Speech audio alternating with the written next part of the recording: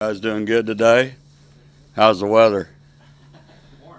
Oh hell, we never get out of jail here, so I never get to see. We don't have no windows in our office, so hell, I got to ask. All right, well, drill away. Let's roll. Yep.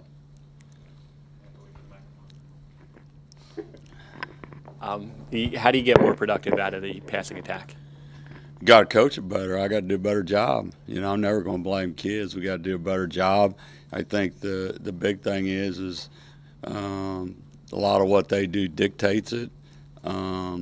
We've won the last two games, doing what we have done. But I think our same frustration is we roll for about 6 or 7 plays and we really do good, and then we whether we throw it or run it, we get somebody has one mental error, or gets whipped, gets beat at the line of scrimmage, or we got a receiver that runs the wrong route. And I think you got to understand we're playing. It's not an excuse. I don't believe in it. We're playing a lot of young receivers. That's part of it, and also playing a quarterback's only his second start since I've been here, and we've never. You wish sometimes.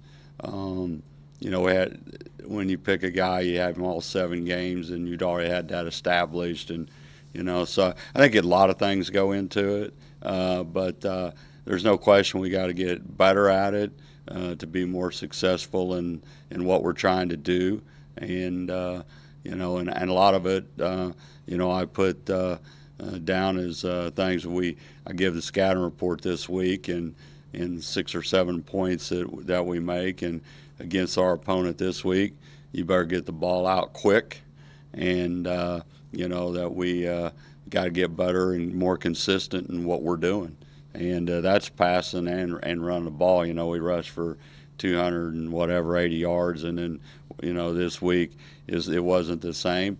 Purdue's a better football team, but at the same time, if you crease it for 70 yards on the second play of the game, you should do a lot better after that. And it's nobody adjusting anything or doing anything trickery. We just are inconsistent, and we got 1 or 2 guys make a mistake on every play. They're not.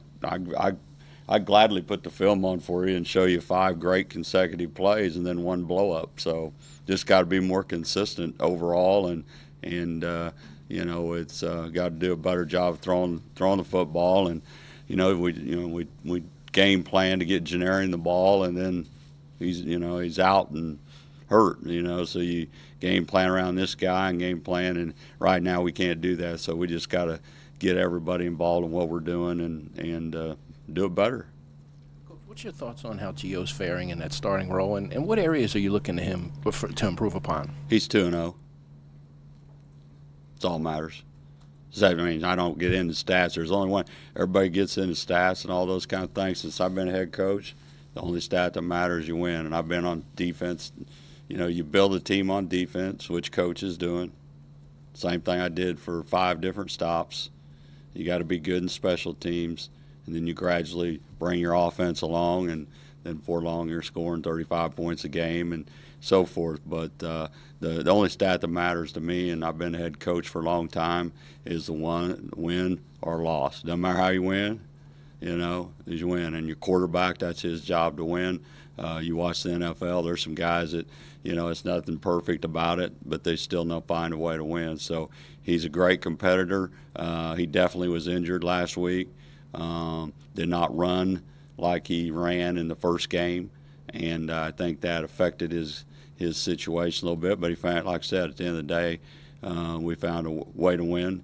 Defense played very well, and our punter punted the ball very well, and we scored enough points to win. So that's kind of why I look at stats. And as far as his play, he's, like I said, he's 2-0, and the stat that nobody really pays attention to is we talk about a lot of things. We didn't have any turnovers.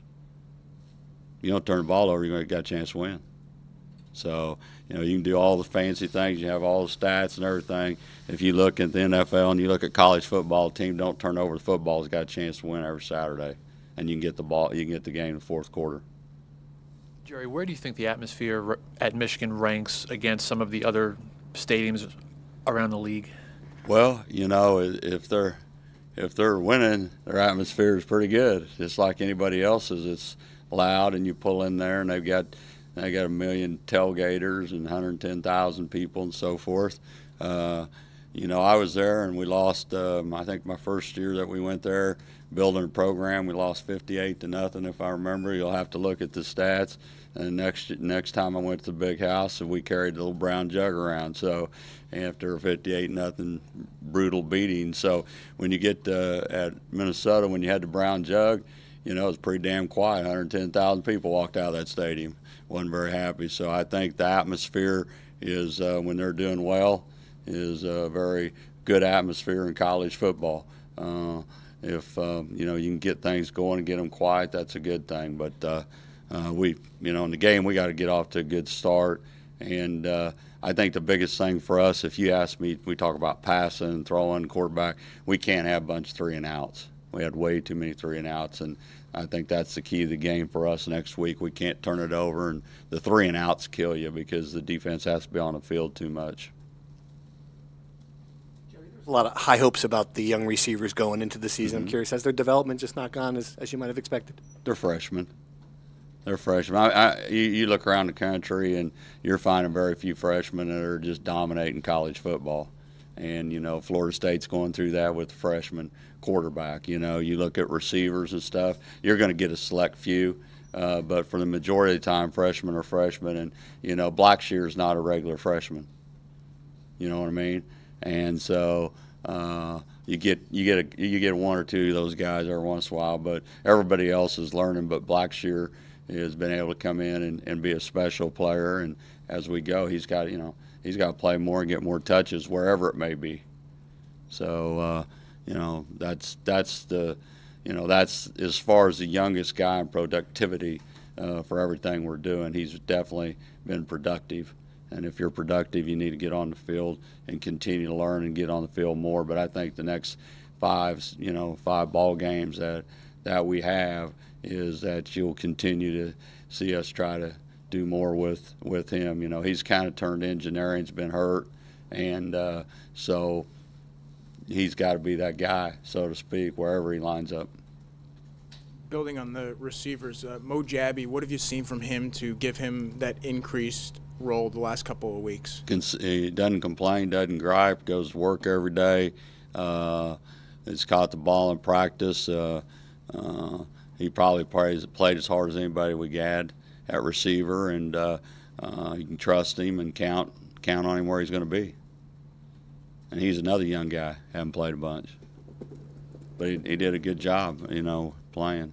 Those guys did a really good job down the field blocking, and you know, we just like I said, we got to throw and catch it sometimes. We got to get a little better protection, and you know, we got to be fundamentally better at doing some things at all of them, including quarterback, and that's my job. You know, that's my job. I knew when I took the job we were going to be young.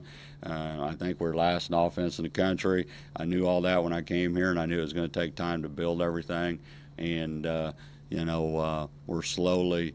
It's never. I'm not a real patient person. If you call at the other stops, so we had a unique meeting with the quarterbacks, and even though we won, that's when you can be tough on somebody when you win. You know, everybody goes, you won, that's great. Well, then you can go in the film room and you can get after their tail end, and because it's a lot easier after a win than a loss. So we had a good heart-to-heart. We'll be better, and we're playing. We're playing. Shoot, I don't know. We're playing a defensive football team that you know, is pretty damn good.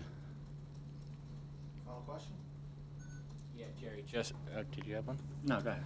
Jerry, just building off what Steve said about the freshman receivers, are you doing similar things with them that you've done with Blackshear in terms of, I remember the bye week, you said you were scaling it back, run the same damn play over and over. Are you giving Melton and Wormley and Hayek like 5, 6, 7, 8 plays that they have to focus on, or do they still have the whole playbook? They've still got to do what we're doing, but they've you know,